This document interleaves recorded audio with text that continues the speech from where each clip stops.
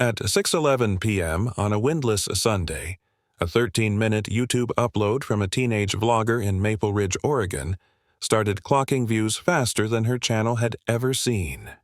The thumbnail showed a night vision still of a clearing, a ring of salt, and 8 figures in matching gray coats. The title was 4 words: "They meet at midnight." In the first minute, the video cut between drone footage of an unlisted forest access road, a handheld camera trained on a faded barn, and a calendar overlay marking 3 recurring dates each month. In the 7th minute, a heat map appeared, a cluster of phones going dark within the same 30-minute window, 3 times in 5 weeks, inside a private parcel registered to a church most locals only knew by roadside sign. By 7:03 p.m., the upload hit local trending. At 7:19, a viewer recognized a pickup in the background as belonging to a volunteer fire captain. At 7:42, an email arrived in the county sheriff's tip line with a time-stamped still of a license plate pulled from the teen's B-roll and enlarged frame by frame. At 8:05, her follow-up short posted, a list of household chores retyped as vows, photographed on cream stationery, and a choreographed rotation of mentors assigned to children by color code. The comments called it clickbait. Then, someone matched the barn's roofline to property records. The parcel owner was a family trust. The trustee's mailing address matched the teen's home. Shadows on a screen turned into names. By midnight, the video wasn't about internet mystery. It was evidence. Maple Ridge is a timber town an hour from Portland.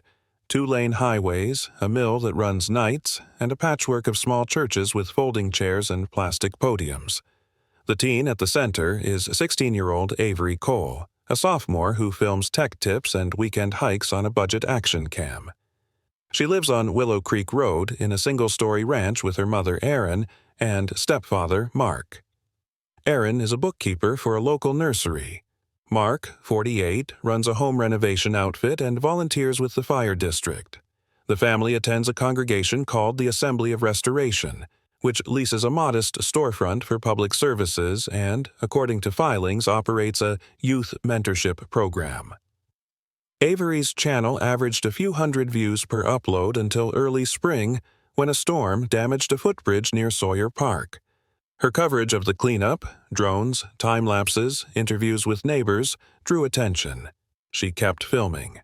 In the months that followed, she posted lie.This, hikes, wildlife camera tips, and a series on small-town myths. The barn in her viral video sits behind a locked timber gate on a parcel titled to the Cole Family Trust, established years earlier.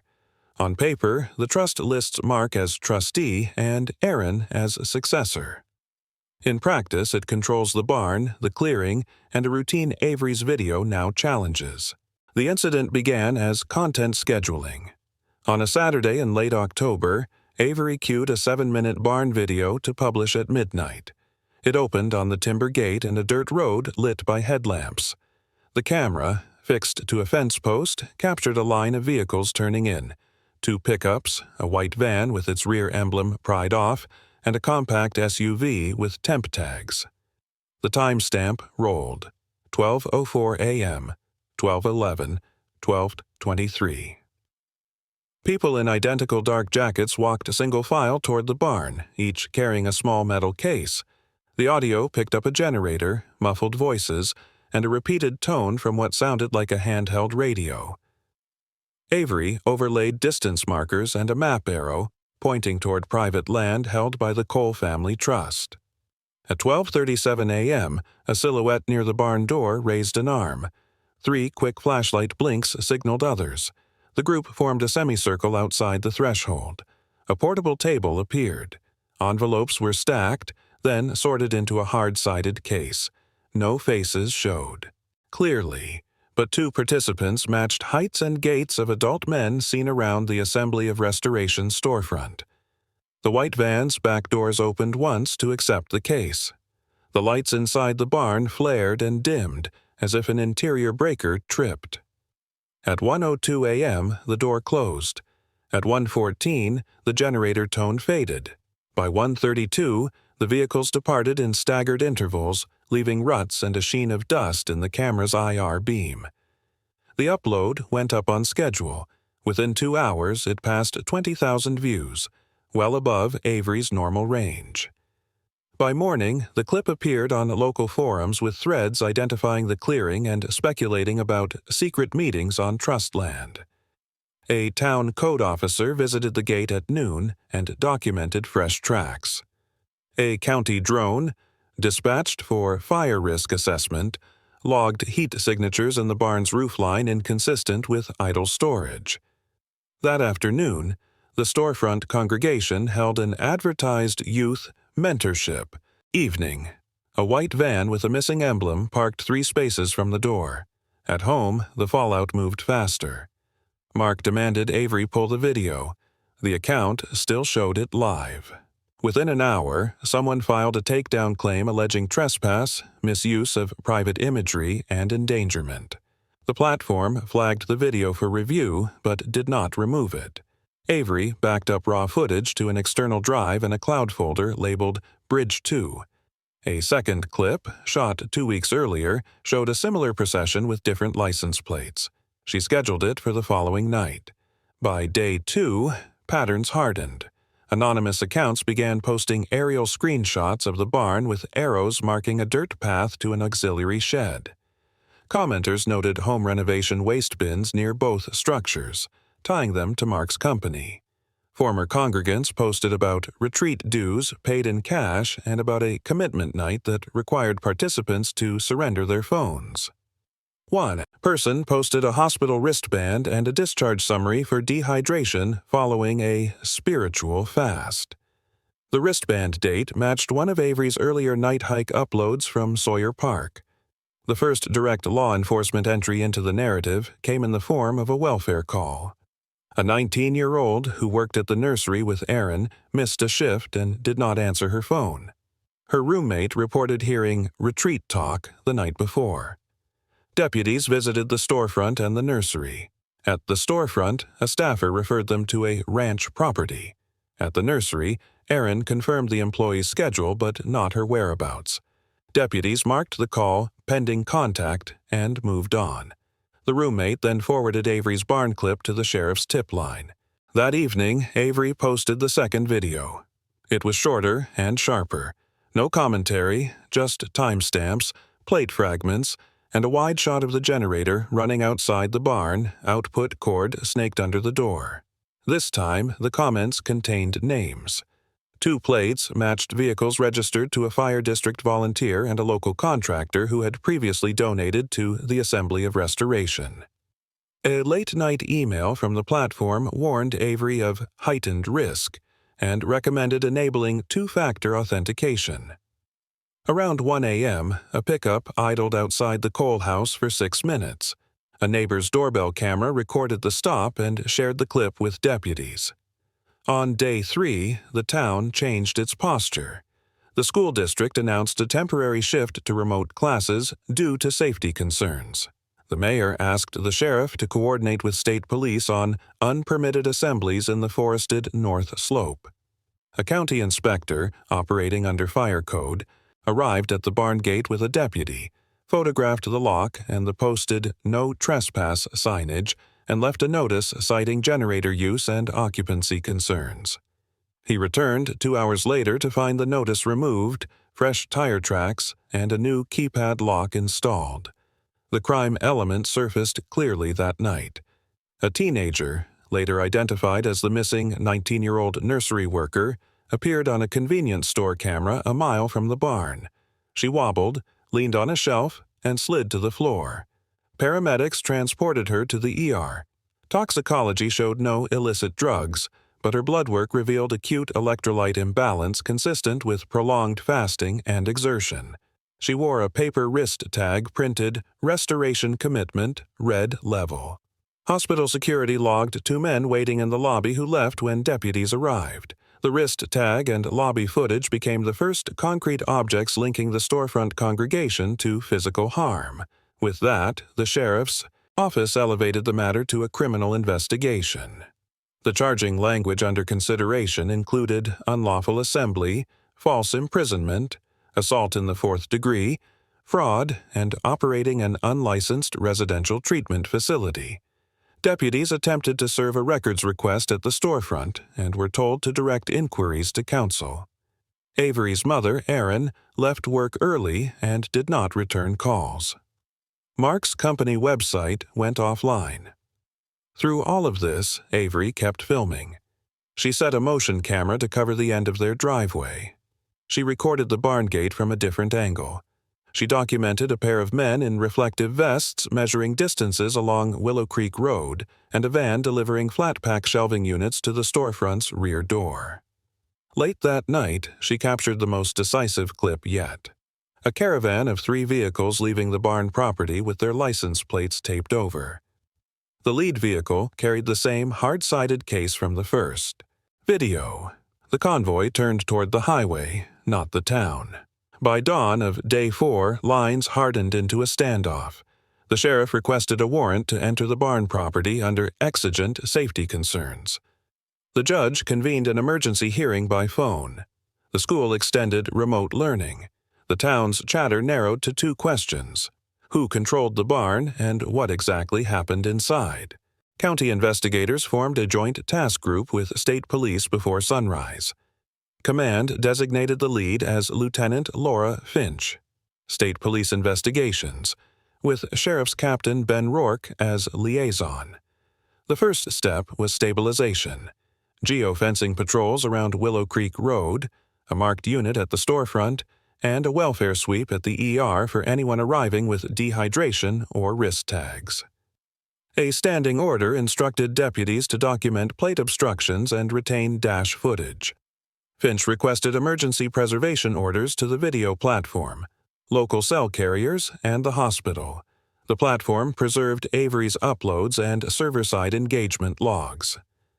The hospital secured the wrist tag and clothing from the 19-year-old and held her discharge until interview teams cleared medical.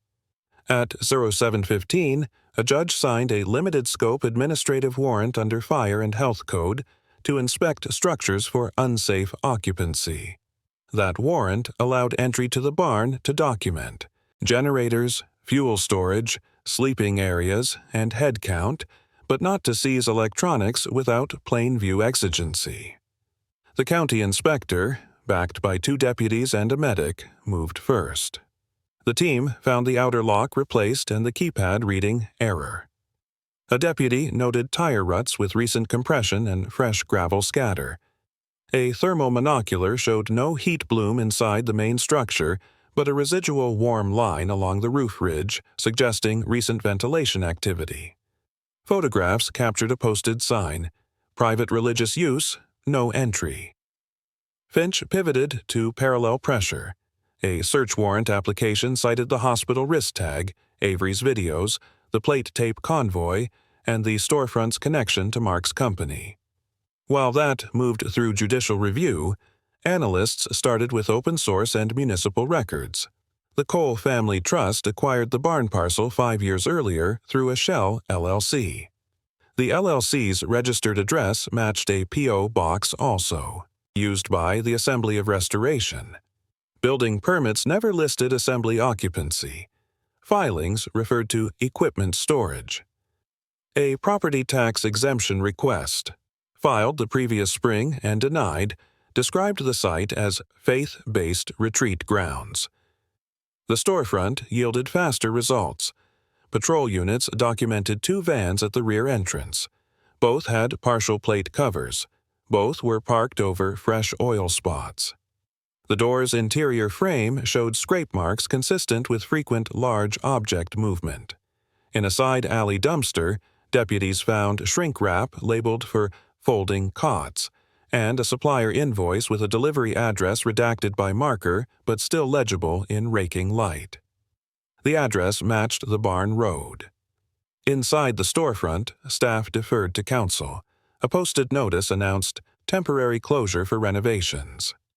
Finch served a records hold letter on the landlord and pulled utility data. Electrical consumption at the storefront spiked on night, matching Avery's timestamps.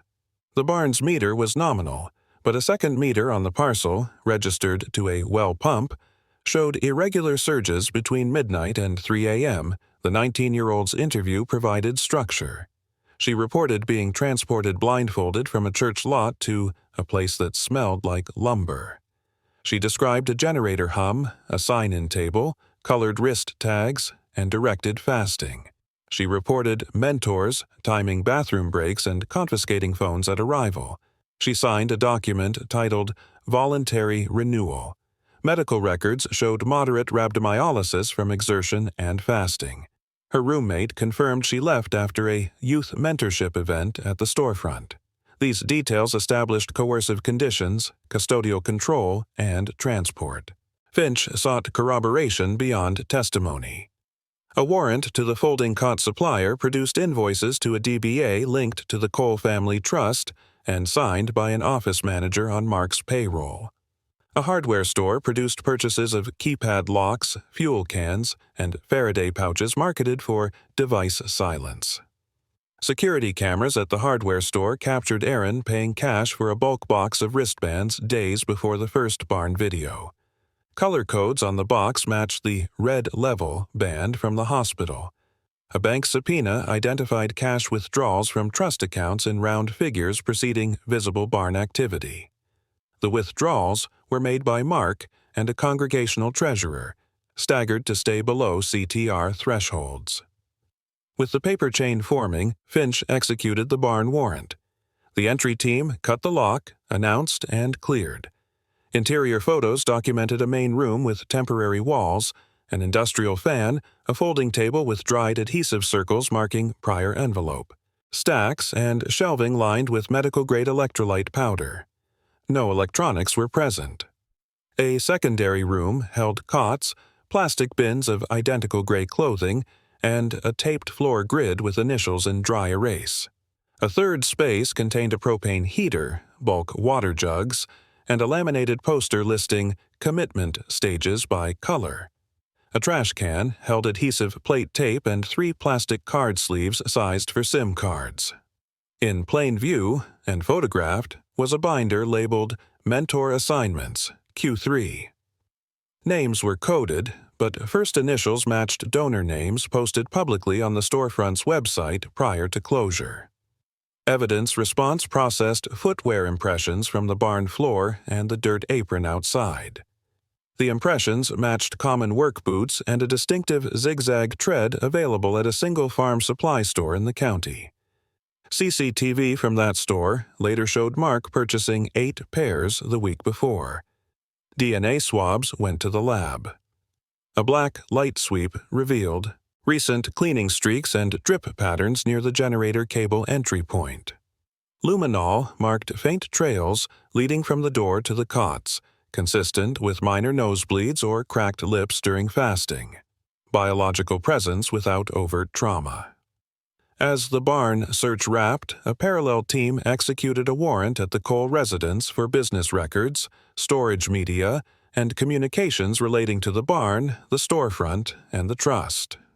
Aaron was absent. Mark was present and directed to sit in the living room while rooms were documented. In his office, investigators found an external drive dock with no drive inserted, empty anti-static sleeves, and printed spreadsheets of mentee rosters, cross-referenced to donation totals. In the garage, behind false backing in a storage rack, techs recovered a ruggedized case containing a portable server with 2 hot swap bays. The sleds were missing. A second case held 13 Faraday sleeves, 9 occupied by powered-off phones tagged with masking tape initials. A shallow drawer contained bagged SIM cards and a labeler. Receipts showed purchases of prepaid cards in blocks. Finch's team then targeted the vehicles. A mechanic's OBD scan of Mark's truck retrieved recent trip logs. The log showed repeated late-night departures from the Cole home to the barn parcel and returns before dawn on dates matching Avery's videos. GPS ping history from a nav unit in the white van, recovered later at a congregant's home under a consent search, preserved a breadcrumb trail to side roads around Willow Creek. Drone footage archived by the County on Fire Patrol revealed heat blooms at the barn on 3 additional nights Avery had not filmed, indicating a recurring schedule beyond the 2 uploads.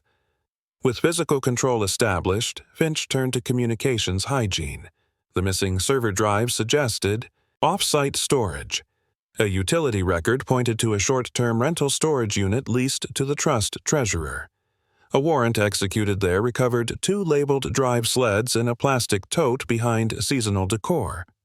Forensic triage on scene showed a stripped file tree, but deleted directories were recoverable.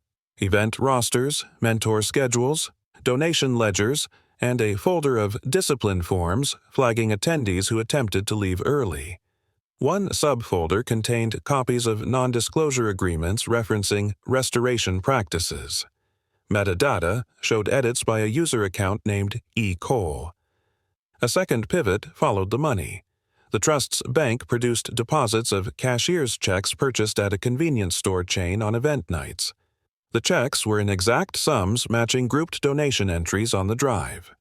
Store cameras captured drop-offs by the same compact SUV that appeared in Avery's footage. Registry records tied the SUV to the fire district volunteer named in the comments. Search of his residence under warrant found gradebooks for mentee progression, a keyed safe with envelopes of cash, and a handwritten log of patrol rotations that matched timestamps in Avery's videos.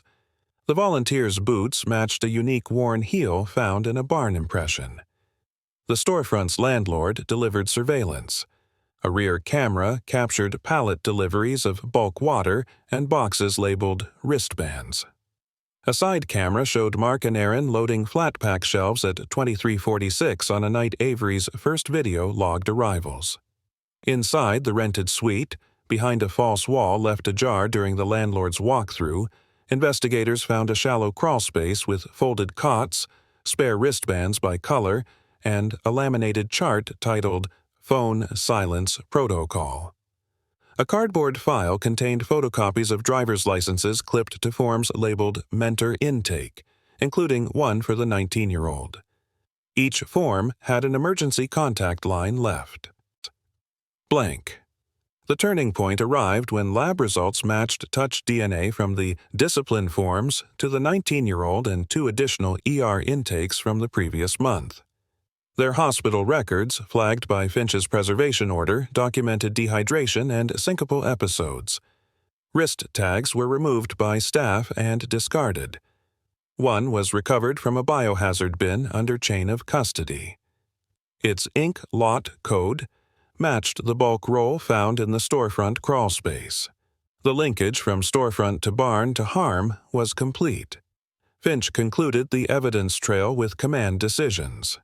She obtained arrest warrants for Mark Cole, Aaron Cole, the trust treasurer, and the fire district volunteer on counts including conspiracy, unlawful imprisonment, operating an unlicensed congregate facility, and financial crimes relating to structured deposits. A secondary list of suspects received summonses for lesser offenses tied to plate obstruction and aiding and abetting assembly violations. A separate referral went to the State Ethics Board concerning the fire district volunteer. Before arrests, Finch briefed the mayor and requested mutual aid. Patrol units staged at 4 locations. A tactical team hit the barn at 2210 and found it empty but staged for another event: fresh cots, new wristbands, and laminated mentor badges with clip hooks. At 2223, units converged on the storefront and intercepted the compact SUV. The driver, the volunteer, was taken into custody. At 2235, a marked unit stopped Mark's truck 2 miles from the house. In the truck bed, wrapped in a tarp, lay the 2 hot swap server drives. Aaron's vehicle pinged at a motel off Highway 4. She was detained without incident. The treasurer was found at the storage unit, key in hand. By midnight, the core custodial targets were booked.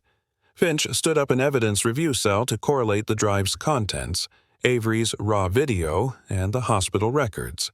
The operational posture shifted from containment to prosecution. The town's question changed from "what is happening" to "how deep did it go?" and "who approved it?" Forensic indexing of the seized server drives produced an unexpected timeline. The assembly of restoration was only the latest label in a 12-year rotation of names. Prior identities, North Star Renewal, Elm Gate Fellowship, Quiet Path Initiative, cycled every 2 to 3 years, each with a fresh LLC, a new P.O. box, and a nearly identical charter. The DBA trail ran straight through the Cole Family Trust. The same EIN appeared on donation ledgers under different shells, confirming continuity of control despite the rebranding. Accountants in the task group mapped deposits against county property records. A second scheme surfaced: land capture. Attendees marked as red level signed stacks of paperwork under the heading Covenant Commitments. The packets contained pre-filled powers of attorney and templated quitclaim deeds. Cross-reference showed at least 6 small residential parcels, owned by single adults without dependents, had transferred to a Cole-controlled LLC within 30 days of their commitment. 3 commercial storefronts downtown, long considered community spaces, traced back the same way. Together, the parcels formed a continuous cluster spanning 1.5 blocks along the main street. A planning file in the drive's Admin as Growth folder resolved the motive. A draft site plan, labeled Creek Commons, proposed demolition of the existing block and construction of a mixed-use complex with a private auditorium and short-term lodging. The document included letters of interest from a lender and an out-of-state developer. A spreadsheet titled Bridge Finance projected cash flow, assuming continued event revenue for 18 months while permits finalized. The model relied on tax-exempt status that had been previously denied, indicating confidence the denial would be reversed.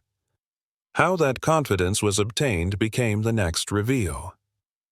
Email archives, recovered from a second, previously hidden mailbox synced to the server, linked Aaron to a planning commissioner and the commission chair's spouse. The messages coordinated testimony scripts for hearings, pre-shared staff memo drafts, and listed deliverables after key votes: free wellness retreat weekends, donor introductions, and cash honoraria, recorded in treasurer notes as consulting. A calendar invite marked 2 votes secure auditorium variance was followed by a deposit into the trust labeled special gifts. Utility logs and camera timestamps placed Aaron and the commissioner's spouse together at the storefront after hours on the night a draft variance letter was prepared. The medical angle sharpened in parallel. A subfolder named Wellness Protocols held vendor invoices for Faraday sleeves, electrolyte powder, glucose test strips, and pulse oximeters. A laminated chart recovered at the barn matched these items line for line. A second chart titled Renewal. Discipline listed escalating restrictions for non-compliance, including silent isolation and extended fasting. Hospital preservation orders identified 4 additional ER visits over the prior quarter with dehydration profiles and no family contact information. 2 patients had signed emergency guardianship forms naming the trust treasurer. Both forms bore Aaron's notary stamp. State licensing records showed her commission had lapsed 18 months earlier. The stamp was invalid. Digital forensics exposed financial structuring beyond donations. The drives contained PDFs of cashier's checks purchased at convenience stores on event nights. Video placed the fire district volunteer buying blocks of checks in exact denominations that matched grouped tithes. A handwritten ledger at his residence called the activity laundry duty. The notes referenced no CTR risk, indicating intentional evasion of federal reporting thresholds. An adjacent page listed patrol rotations mirroring the convoy pattern caught on Avery's camera. A latent risk assessment emerged from a folder labeled Security. The documents described license plate tape kits, convoy spacing, and perimeter watch protocols, with diagrams for flares and detours if law enforcement appeared. One page detailed extraction of defectors, including instructions to retrieve phones from anyone attempting to leave before the completion signal. Another referenced scout shifts performed by Station 7 volunteers, confirming misuse of fire district personnel and vehicles to stage credibility. The town-level exposure deepened when the forensic team correlated donation ledgers with local campaign finance disclosures. Multiple private donors in recent council elections matched initials and amounts from the trust ledgers within 72 hours of event dates. The files contained draft congratulatory statements for 2 council members who later voted to ease assembly permit scrutiny. Email drafts showed Aaron ghostwriting testimony later delivered at public meetings by congregants posing as neutral residents. A templated paragraph appeared verbatim in 3 separate hearings. The most destabilizing turn connected the cult's rebranding cycle to a missing person cold file. After cadaver dogs alerted on a drainage swale downhill from the barn's generator pad, ground-penetrating radar flagged a compacted disturbance. Excavation produced only trash burn residue and melted plastic. Lab analysis detected oxidizers and traces of human biological material, too degraded for identification but consistent with cleanup. Server Archives held a resignation letter from a mentor lead dated the same month an attendee was reported missing by an out-of-county roommate 2 years earlier. The letter referenced overzealous purification nights and retreat timing missteps. A separate document, a risk memo titled Containment Events, outlined messaging strategies in case of medical events, including immediate transport to distant ERs, confiscation of phones, and strict accident language. Avery's proximity to the operation produced the personal twist the task force could not ignore. Her birth certificate scan in the Cole family files showed a clerical anomaly. A date stamp amended a year after birth and a handwritten correction to the attending physician's name. The same physician's surname appeared in an early era of the rebranded organizations as a spiritual advisor. Hospital archival requests revealed Avery's original. Newborn record was sealed under an adoption code, not a standard birth ledger. A parallel gratitude ledger from the early drives recorded a large sponsorship gift from the Elmgate era on a date that matched Avery's amended birth certificate stamp. The working theory established by investigators. Avery had been privately placed under color of the group's restoration network, adopted by Mark and Aaron, and raised inside the social circle that evolved into the current assembly. The whistleblower had unknowingly come from the very pipeline she exposed. Public integrity consequences landed next. The planning commissioner resigned within hours of service of a subpoena. The commission chair stepped down the following morning. The fire district suspended 3 volunteers and called in the state fire marshal. The mayor convened an emergency session and announced a freeze on pending permits associated with any coal-linked entities. Within 24 hours, lenders withdrew letters of interest for Creek Commons. Commercial tenants on the targeted block terminated leases. Property values on adjacent streets dropped after news of the barn raid circulated, and insurers requested safety audits for any business with after-hours assembly.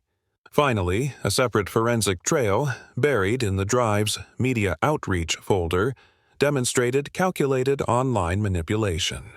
The assembly maintained dozens of sock puppet accounts used to flood local forums with praise for renewal weekends, attack critics as anti-faith, and direct youth toward mentorship nights at the storefront. Template replies referenced privacy agreements to discourage reporting. A subfolder titled Influence Youth contained a draft pitch for a collab with a teen creator. The draft used metadata fields that matched Avery's camera model and encoding settings, indicating Aaron or a staffer had been studying her uploads months before the first whistleblowing video. The effect was clear. While Avery documented, the assembly monitored, adapted, and built infrastructure to outlast scrutiny. These revelations consolidated probable cause beyond isolated harm and into coordinated racketeering, unlawful imprisonment, fraud, money laundering, public corruption, and unlicensed congregate care. The case's posture shifted from a county matter to a multi-agency prosecution. With the town's governance implicated, the prosecutor's office prepared indictments under state racketeering statutes, public corruption provisions, and health code felonies.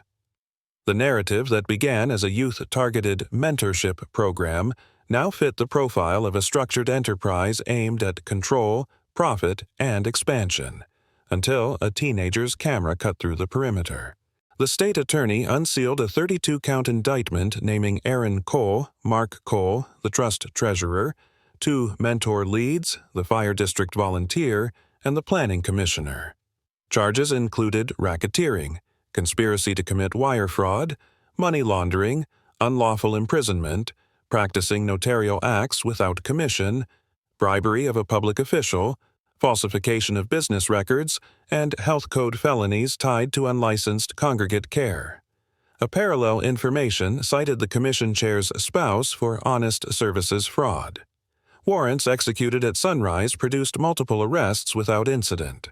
A freeze order locked 7 bank accounts, the Cole Family Trust, and 3 LLCs linked to property transfers. A civil asset seizure petition tagged the storefront, the barn, and the contiguous parcel map identified for the Creek Commons project. Arraignments moved rapidly. The court imposed secured bonds, GPS monitoring, and no-contact orders covering former Bided attendees and all identified whistleblowers, including Avery. The prosecutor filed a notice of intent to seek enhanced penalties under the state RICO statute, citing continuity of enterprise across name changes and a pattern of predicate acts spanning more than a decade. A protective order governed disclosure to protect medical records and sealed juvenile references in the youth mentorship files. A separate order authorized a special master to review privileged communications, insulating legitimate counsel communications from the seized email troves. Pretrial litigation centered on suppression and severance. Defense counsel attacked the search warrants as overbroad, arguing the server imaging exceeded probable cause.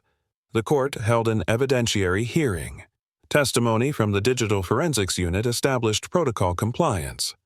Targeted hash filters, date-bounded collections, and segregation of personal data pending review. The judge denied suppression, finding the warrants sufficiently particularized given the enterprise's shell structure and alias history. Defendants moved to sever the public corruption counts from the congregate care counts. The court consolidated, citing overlapping facts, shared participants, and the unified financial trail. The commissioner entered an early plea to reduced counts of honest services fraud and agreed to cooperate. A proffer session produced annotated calendars, coded text explanations, and contemporaneous notes from planning meetings. The spouse followed, admitting to receipt of honoraria, masked as consulting, and to circulating draft variance language before hearings. Their testimony locked in the link between zoning favors and trust payments. In exchange, the state recommended probation and a lifetime bar from public service for the commissioner. The spouse faced a suspended sentence conditioned on restitution. A sentencing exposure memo framed the case's scope. Loss calculations combined diverted. Donations, coerced property equity, medical costs from hospitalizations, and the valuation of public trust harms tied to corrupted votes. Enhancement factors included abuse of a position of trust, vulnerable victim adjustments, and leadership roles in the enterprise.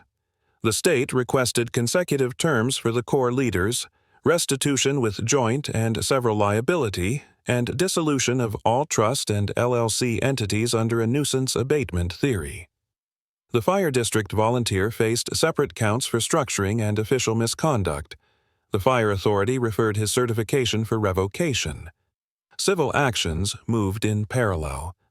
Former attendees filed a consolidated complaint seeking damages for false imprisonment, fraud, negligence, and intentional infliction of harm. The municipality filed to void every permit or approval ceded by corrupt acts, invoking a state statute allowing rescission where bribery tainted the process. The Attorney General intervened to revoke charitable status retroactively and impose a director-officer bar on Aaron, Mark, and the treasurer. A receivership took control of the seized properties. with the receiver tasked to preserve evidence, secure structures, and inventory assets for potential sale to fund victim restitution. Plea negotiations accelerated as discovery deadlines approached. The treasurer accepted a plea to conspiracy and money laundering with an agreed guideline range below the maximum, conditioned on producing complete ledgers and explaining the cashier's check conversion routine. One mentor lead accepted a plea to unlawful imprisonment and agreed to testify to silent isolation nights and phone confiscations. The second mentor rejected offers, electing trial with a defense centered on consensual spiritual discipline. The court set jury selection for the enterprise leaders and the holdout mentor on a consolidated docket. Trial presentation followed a chronological build. The state's opening mapped the shell names, introduced the parcel cluster, and previewed the convoy logistics. Witnesses included former attendees, ER clinicians, utility technicians, the GIS analyst who produced the permit overlay, the digital forensics lead, and the cooperating officials. Exhibits traced: wire transfers, cashier's check blocks, notary logs, and the Faraday sleeve procurement chain. Body-worn camera clips from the storefront and barn served to anchor the narrative in visual documentation. The defense pursued themes of religious liberty, volunteer oversight gaps, and donor consent. The court admitted the Assembly's online security protocols and extraction instructions over objection, finding them probative of coercive control. Mid-trial, the defense renewed a motion to exclude the cadaver dog alert and burn pit residue as unduly prejudicial without a confirmed identity. The court admitted the forensic findings with a limiting instruction, clarifying the evidence went to enterprise practices and risk awareness, not to prove a specific homicide. The ruling preserved the state's theory of dangerous conditions and calculated concealment without converting the proceedings into a murder trial. Verdicts landed after 8 days of testimony. The jury returned: guilty on racketeering, conspiracy, laundering, unlawful imprisonment, and health code felonies for Aaron; guilty on racketeering and laundering for Mark; guilty on structuring and misconduct for the fire volunteer; guilty on bribery-related counts for the holdout mentor, and acquittal on 2 lesser counts where proof of direct restraint was thin. The court immediately revoked bonds for the leaders. At sentencing, impact statements from former attendees and small business owners on the targeted block documented losses and dislocation. The judge imposed an aggregate term exceeding 30 years for Aaron, 20 years for Mark, and suspended terms with probation for the cooperating officials, consistent with plea agreements. Restitution orders attached to all defendants, with the receivership authorized to liquidate properties to fund payments. Post-judgment orders dissolved the Assembly and all affiliated entities, barred the defendants from forming or operating charitable or religious organizations, and mandated public notices to void covenant commitments and reverse any coercive deed transfers.